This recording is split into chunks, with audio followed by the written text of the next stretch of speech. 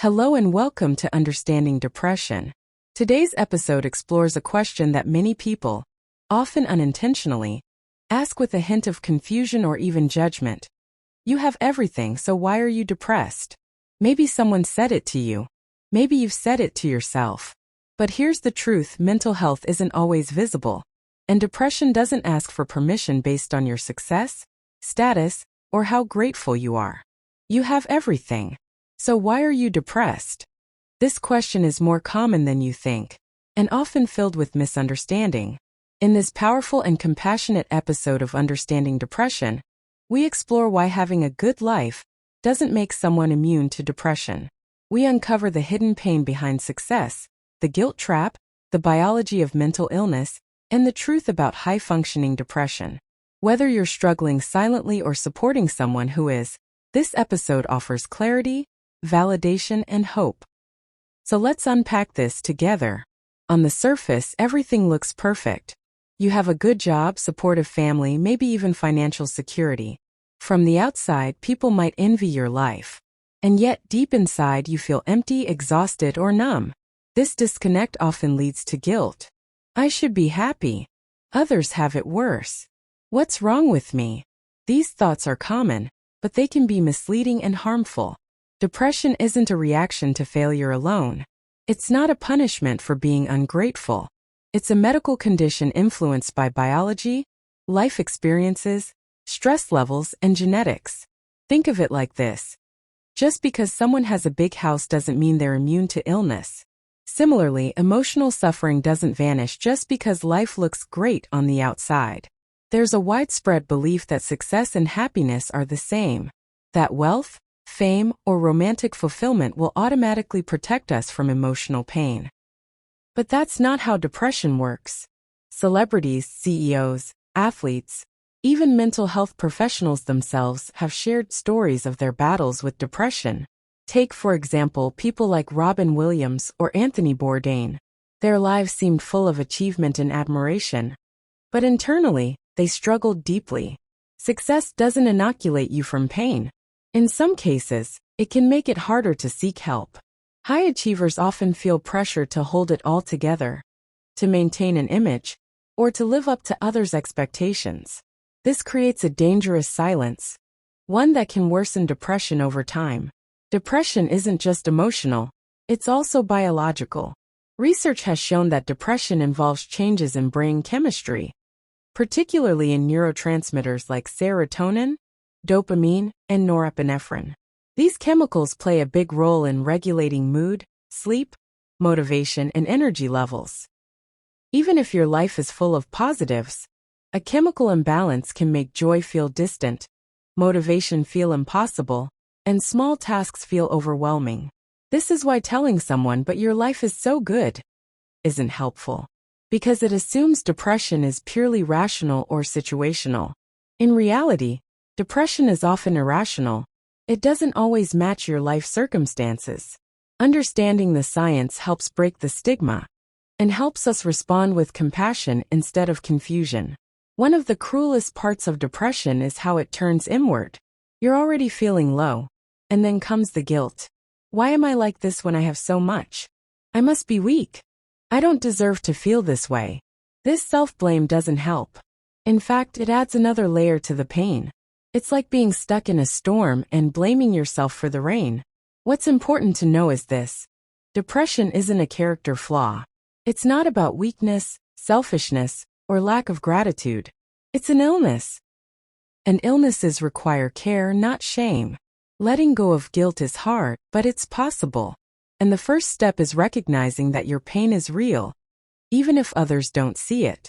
Some people have childhood wounds, past trauma, or chronic stress they've never fully processed. These invisible weights don't disappear just because you succeed.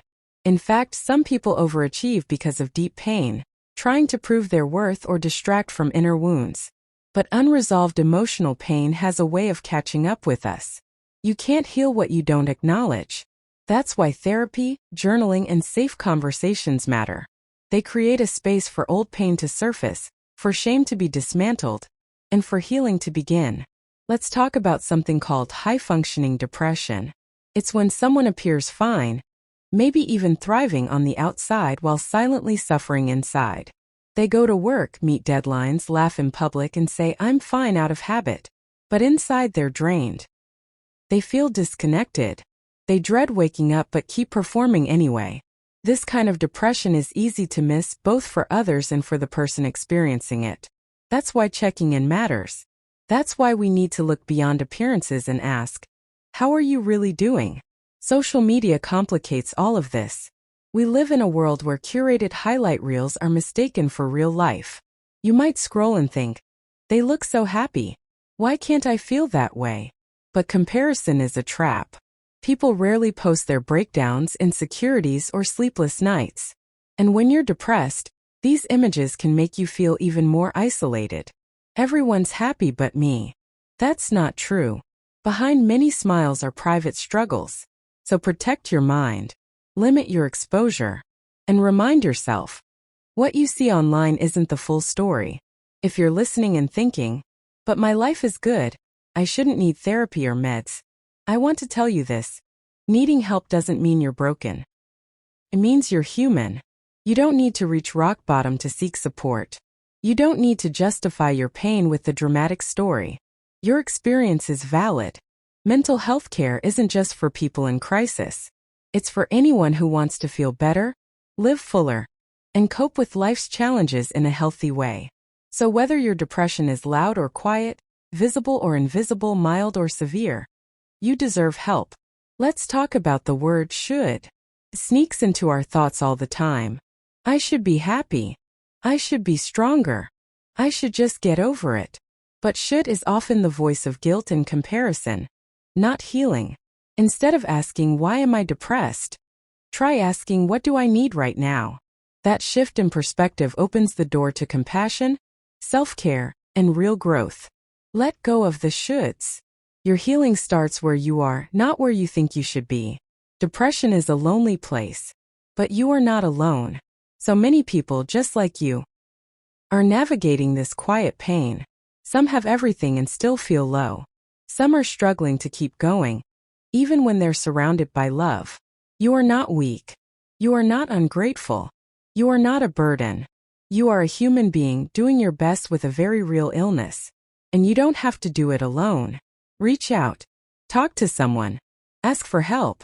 And if no one listens the first time, try again. There are people who care and support is out there. If today's episode resonated with you, please share it with someone who might need to hear it too.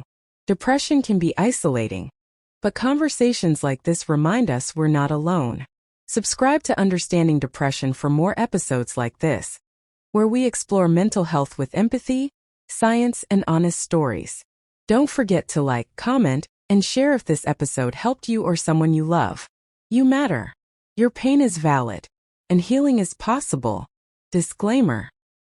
The content shared in this podcast is for informational purposes only and should not be considered a substitute for professional medical advice, diagnosis, or treatment. If you or someone you know is experiencing depression or any other mental health issues, please consult a licensed mental health professional. Always seek the advice of your physician or qualified mental health provider with any questions you may have regarding your mental health. Until next time, take care of your mind and be kind to yourself.